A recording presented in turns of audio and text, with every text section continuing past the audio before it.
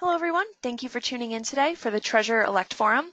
My name is Kelsey Dorado, and I'm the Director of Communication and Marketing for NYLA. With us today are the two candidates for Treasurer-Elect, Grace Riario and Chris Sagas. To pose questions to our candidates, please type them in the Questions tab. Attendee microphones are muted to ensure that both Grace and Chris can be heard clearly. Thank you, and we can get started. Grace, we'll give the first question to you. What makes you most excited to be on NYLA Council? Thank you, Kelly, for giving me this opportunity to speak to our membership. I am excited to be back in NYLA Council. I was there from 2013 to 2018, I believe, and it was an amazing experience to work with a number of people across the state of New York. They were so diverse. They came from schools, universities, small public libraries, library systems, and everybody brought something different to the conversations. And a lot of the conversations we had were regarding the field, the future of libraries, and what can we do better, what things are we doing great. Advocacy was one of our major topics, and every single conversation was elevated by having the diverse voices heard as we discussed. So I'm looking forward to working with some more folks from different places and meeting more people across our wonderful state of New York. Great, thank you. And Chris, what about you? Well, I think for me, I'm really excited about the opportunity to be operating on a level within NYLA that I have yet to have operated. I have, extensive experience on various committees, and to echo some of the same things that Grace said, the opportunity to be amongst other people who work in different libraries of sizes, shapes, and service modes is awesome. I think, but it's funny because so many times when I found out people I knew were on council, they're like, oh, council is where, there was this kind of council is where the big decisions get made and where stuff really happens, that moves the profession forward. And I want to be around that table helping with that work. So that seems really exciting to me to have the opportunity to do that. Thank you. And Chris, we'll start with you for this next one. How has your experience as a librarian prepared you to be NYLA Treasurer, specifically in terms of overseeing and generating a budget? Well, certainly, I think first and foremost, my experience as a librarian for almost 20 years, relying on what I think makes me a successful librarian and makes other librarians successful too is flexibility and adaptability, just as a personality, professional working trait. So I've certainly learned to do that. It's a process that I continue to learn about and refine for myself. As far as generating and handling a budget, as a director for the last 2 years, I feel like all I do is math anymore, which is fun. Yeah, I really enjoy it. And I think part of my excitement about the opportunity to be treasurer is that I get to do the math with almost a different scope of responsibility, but I think it'll be a really educational experience for me. But the thing I have found too is whenever I'm communicating what NYLA does in my various roles as a committee member and other involvement to member libraries in my system and other libraries that I get to talk to through Library Skills Academy lecturing and such, it's a way I see it as sometimes the math and money freak people out, and I really think that in my professional life, I've gotten to the point where it doesn't freak me out. And it's funny because one of the candidates for president, Anna Lee Dragon, when I took the director job, I said, yeah, man, I'm not really sure about the budgets. I've seen them, I've done them, I've been at the table, learning all about it. And she was like, you don't start it from scratch, you can do it. So I feel like as treasurer, that message can be shared from the treasurer's seat to other members, just to demystify the math, I guess. So I think that answers the question. Yes, at least it's my answer. Grace, what about you? Well, in my case, I've been working at a library system for the past 7 years, so I've had the opportunity to create a budget, and but the main thing that I think budgets do is it provides us with the opportunity about advocating our services. So in our case, our member libraries pay a percentage to us for their services we provide. So every year we advocate to why it's important that they continue to pay their membership. So I think it's the same for NYLA. As a treasurer, it's important that we advocate to our members why they should continue to pay membership to NYLA. Why do we need to have this membership increase? And as I said, as working in a library system, I do this every single year, and I do it all the time. I advocate for our services. I communicate to our member libraries what are the services that the system has and where's their money going and what are we doing with the money. I think that creating a budget, as Chris said, it needs to be flexible. It needs to be able to change as the community needs change. In the case of NYLA, as the membership change and the needs of the membership change, I think the budget will change as well. But I think a budget also is it's a moving item, right? It's never the same every year. And as Chris said, it doesn't start from zero. We have the previous years to help us develop the next years, but it also is a tool to advocate about your services. And that's what I'm looking forward to. Thank you. Thank you. And NYLA's budget currently centers around membership and conference as the main revenue sources. Do you have any thoughts on how NYLA could diversify that income? Grace, we'll start with you.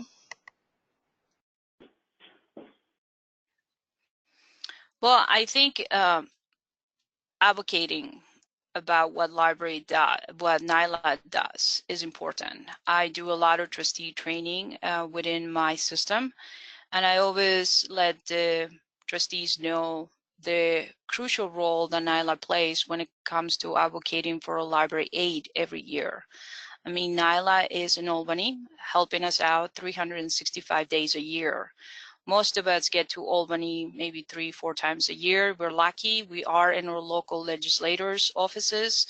But what NYLA does, I don't think anybody else can be able to do that. We don't have the time or the staff to be lobbying for library aid 365 days a year. So I think trying to promote that among the different membership is crucial to me, because I don't understand how can you not put money into NYLA via membership when they do so much for us. So it's an investment that we need to make sure that people understand that they're investing in their future if they're investing in NYLA. Thank you. And Chris? Yeah, so I think, you know, absolutely. Looking at where, I mean, a membership organization by its nature is going to derive the majority of its revenues from its members, and I think it's incumbent on the treasurer, working with the council, to communicate the return on investment that the members are getting. I mean, when you look at where does the revenue come from in a membership, you know, sometimes that could point out, I mean, I think different ways to go, different ideas. The other thing, I'm not sure that maybe a way for us to look at this too would be to figure out, well, are there other, I have not surveyed the landscape, although certainly as treasurer, I think this would be part of what I would do. Are there other membership organizations that have figured out to different ways of securing funding that doesn't just come from the members? You know, I mean, I feel like the longer I've been at this, everything comes down to, I mean, as librarians, we love to tell the stories about what we're doing and how we return value to our communities. And it's getting harder and harder to, you know, I think if we just relied on the stories, we wouldn't be doing the best job we can do. So there's a lot more, I find it with the librarians that I work with in my system.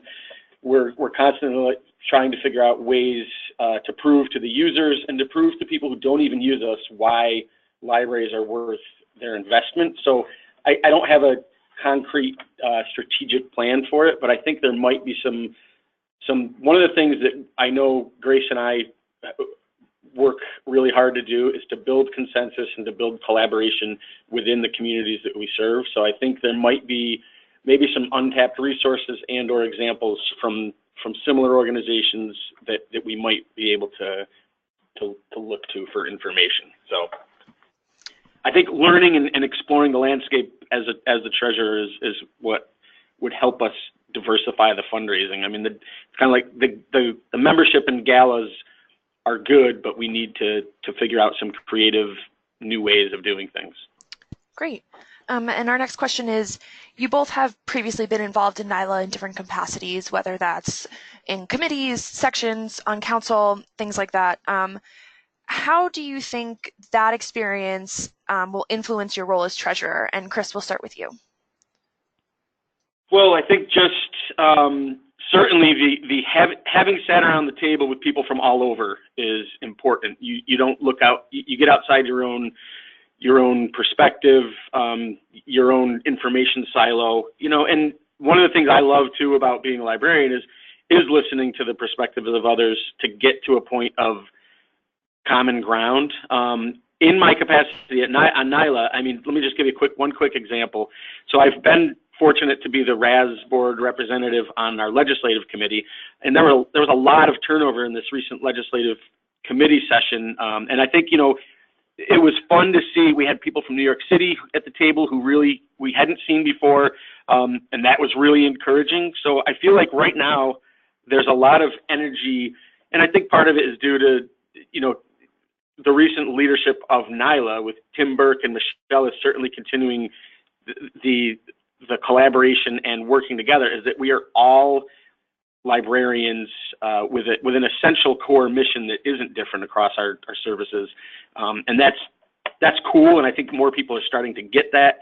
And as our profession is changing and becoming less, I'm an MLS and I like to read books, although that's still super important. I think it's exciting to think we're at a time where NYLA is representing pretty well, I think, new voices, new people, new perspectives. So.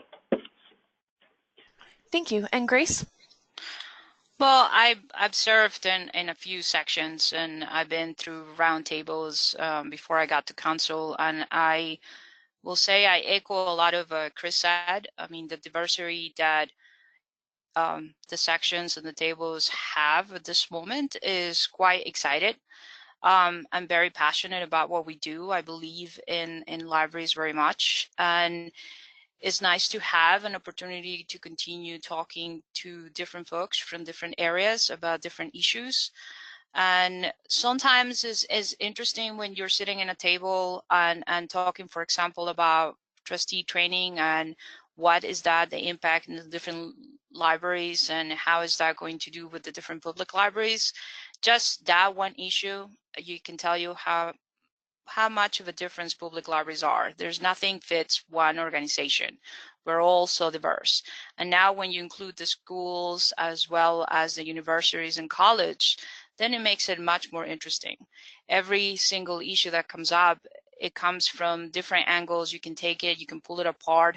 But the best thing about that I found working with the folks at the different sections and tables is that we all come together at one point. Doesn't matter if you don't get what you need, but you always do what is best for everyone else. So when you have that kind of attitude and that kind of goal to just for the better of the field, it really is amazing to see what happens. Thank you. And the next question is, can you give some examples or insight about how you go about creating your own library or library systems budget? Grace, we can start with you. Well, in RCLS, the first thing we do is we look at our expenses from the last 18 months. And we see what things we can cut, what things we no longer need.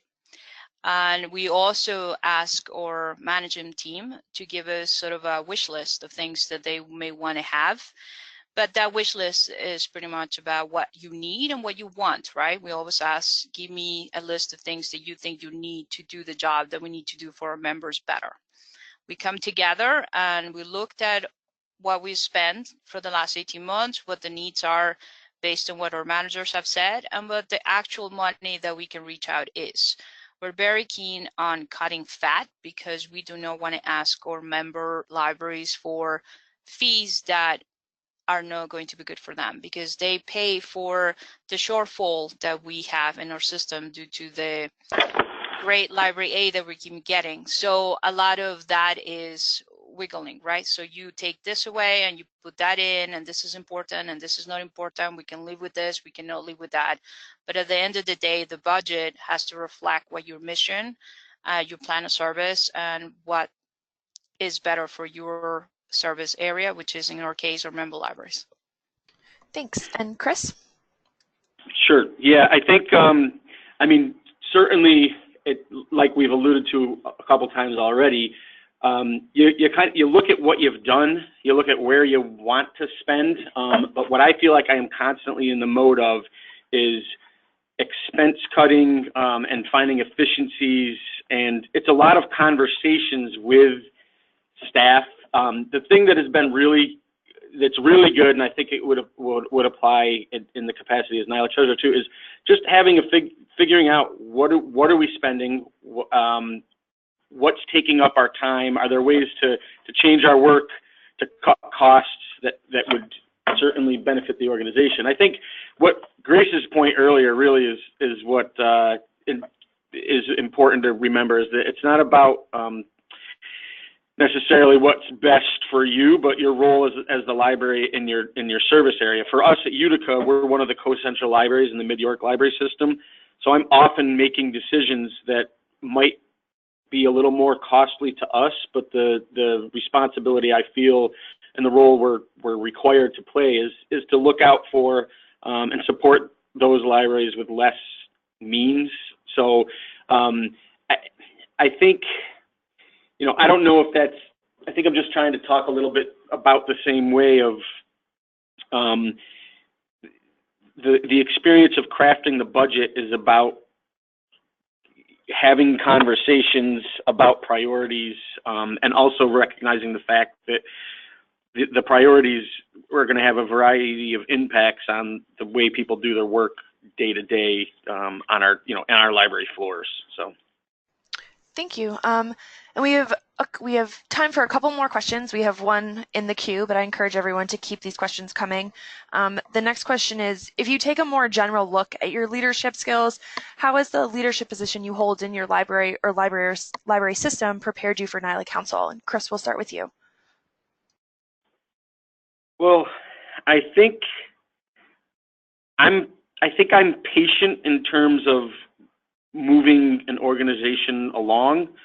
I don't think I've jumped into decisions wherever I've been without getting some input and consensus.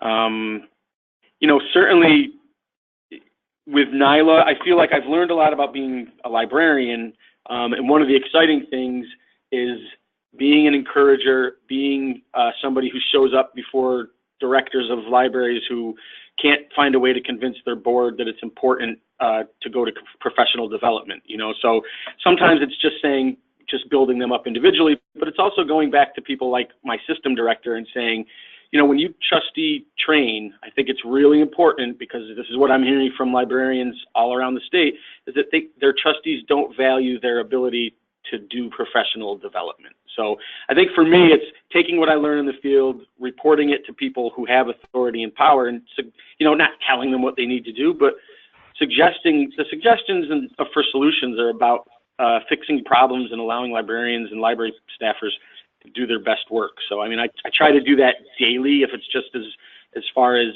you know, how we're handling the overflow of, you know, route-ins when we're short-staffed, or you know, to the bigger things of convincing trustees that it's valuable to collaborate and share and learn from other people in the field, certainly who are not in the same boat as you. So. Thank you. And Grace? Well, I think I am currently an intern executive director of a library system. So leadership to me, it's a little bit different. I think leadership is about bringing a team together and surrounding yourself with the smartest people you can find to solve the problem that's in front of you. and also means that you have the opportunity to mentor folks, to make sure that you make their road, their career path a lot easier than yours was, and to also try to make things easier for other people that want to do something that you have already done. It's also about listening, not just hear what they say, but actually listening, making decisions that are good for the organization, not just for you. And sometimes you need to collect all this information and make the decision yourself. And if it goes great, you give the credit to your team. And if it goes bad, you take the hit. That's what a leader does, in my opinion. Great. And it looks like we have one more question. I think this is something you both have kind of talked about a little bit, and I'll ask you to elaborate on it. Can you talk more about compromise within budget development? Grace, we'll start with you. Well, you have to, there is, as I said before, there is a need and there's a want, right? And every organization has a mission. Every organization has a plan of service that they must follow. That's the road that you promised your community that you were going to do. So based on that, that's how you present your budget. So there are things that you may be able to do this year and that you feel that you can ask the money, and also talks about the politics within your community and your organization. So this year you may be able to ask for 2% increase. So based on that 2% increase, you figure it out where you can put the best resources and what you'd accomplish this year. You can do the same the following year. It's really about what do you really need to complete your mission and to fulfill your goals that are in your plan of service. Thank you. And Chris? Sure. I think so. For me, the idea of compromise in crafting a budget, maybe I'll answer it in a little bit different way, just because I can speak about my own experience probably better that way. Our budget is getting voted on. A portion of our budget gets voted on next week by the voters in the city of Utica, and I often wrestle with my board, and it's friendly wrestling, about how much of an effort. What is the landscape of the city tax base? What is the landscape of the Oneida County tax base? Is this the time? How much do we ask for? We're thinking 2 years out from now too. It's not just next week. But there are a lot of personalities. Some people say don't draw attention. Some people say we need to get a message out that says please vote yes. How are we going to do that? And other people say, well, let's just talk about what we do. Let's get out in the community and prove our value without saying, hey, but we really need money. So what we end up with in the end is kind of I think everybody gets satisfied. So it's kind of negotiations 101. Nobody gets everything they want. You might not get anything you want this year, but maybe you'll get something next year. I think compromising is really just making sure that your mission can be carried out, like Grace is saying, and that you don't put yourself at risk for weaknesses financially. I would love to be able to pay every librarian here more money, but I understand that if I make an argument, I should be held accountable for it, and I should be able to justify what alterations I'm making in other areas of the budget. If we're spending less in materials, it's got to be because of a sound reason, or at least if I think it's a sound reason and I present it to my board, for example, they may not agree, but we continue to work to get to a decision that doesn't compromise the mission of the library. Great, thank you. Thank you both for joining us this afternoon, and thank all of you on the line for taking part and asking questions to learn more both about Grace and Chris. I would like to remind everyone to register for the ALA Chapter Counselor Forum that's coming up in 2 weeks, and I hope to see all of you there, and have a great afternoon. Thank you again. Thanks. Thank you. Thanks, everybody. That's fun. Take care. Bye. Bye.